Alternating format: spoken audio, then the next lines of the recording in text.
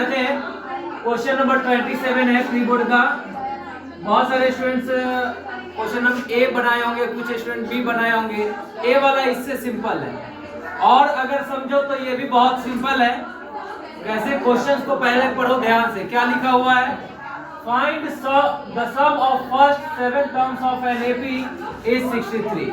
मतलब कोई एपी है जिसके फर्स्ट 7 टर्म्स का सम 63 दिया हुआ है, ठीक है। And sum of its next 7 terms is 161। मतलब अगले 7 टर्म्स का सम 161 दिया हुआ है। तो बताओ कि उस एपी का 28th टर्म होगा क्या? तो यहाँ पे सॉल्व करेंगे। सबसे पहले मान लेंगे कि उस एपी का फर्स्ट टर्म ए है और कॉमन डिफरेंस डी। लिखेंगे let the first term of an AP be A and common difference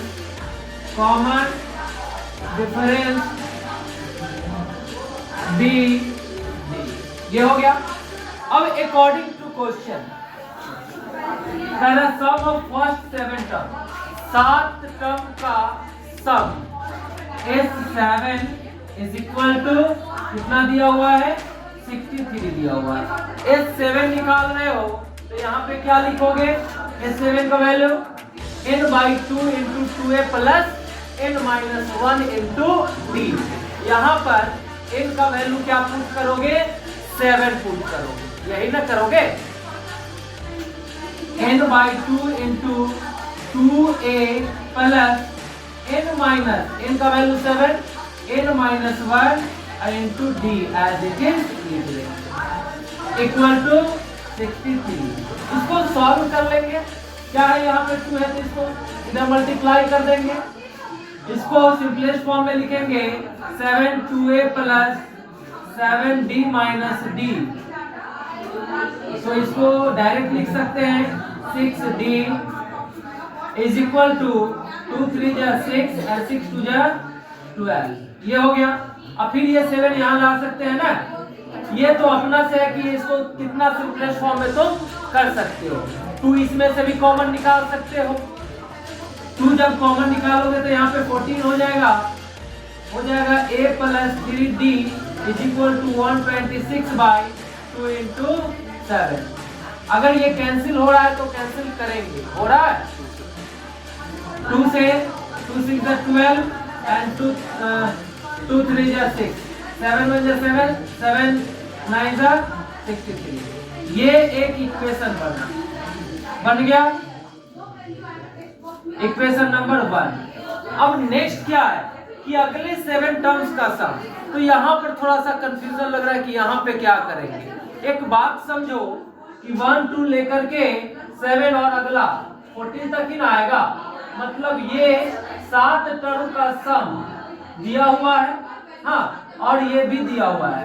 अगर तुमको ये निकालना है तो इस पूरे सम में से इसके सम को सब्ट्रैक्ट करोगे तो ये आ जाएगा। मतलब S14 minus S7 is equal to कितना? 161। अब S14 का वैल्यू पुट करो। क्या करोगे? n/2 into 2a plus n-1 into d।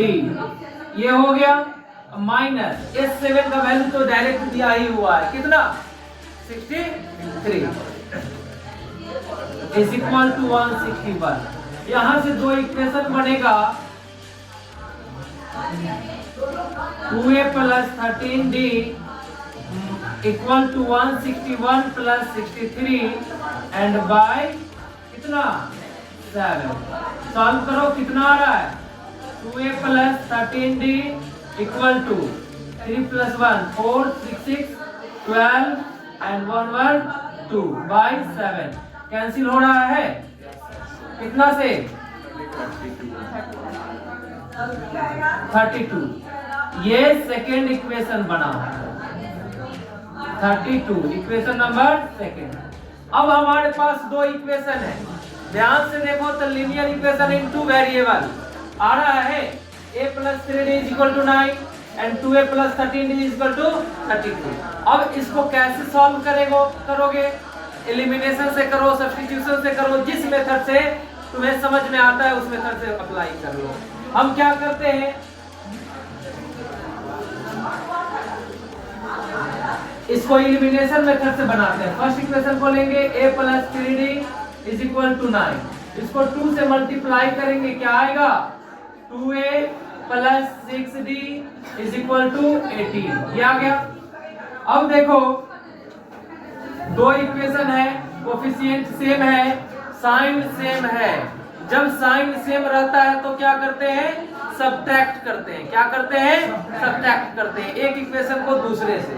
यहाँ लिखेंगे सब्ट्रैक्टिंग 3 फ्रॉम 2 में से सब्ट्रैक्ट कर रहे हैं।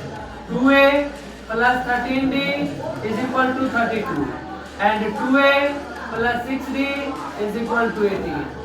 सब्ट्रैक्ट किए, ये कैंसिल हुआ, 13 में से 6 जाएगा 7d और इसमें से सब्ट्रैक्ट करेंगे, कितना होगा 4 and 2 minus 1 d का वैल्यू कितना आया 2 आया।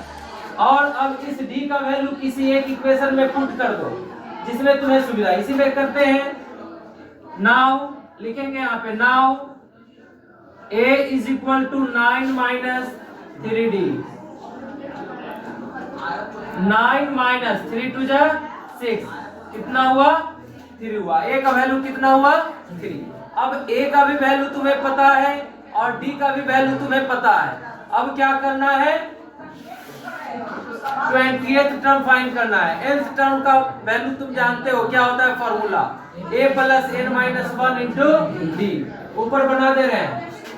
20th term a plus 27d होगा, a का वैल्यू कितना आया है 3 और 27, d का वैल्यू कितना है 2 है। 3 plus 54 that is 57, ये आंसर हो गया। समझ गए, आ गया आंसर।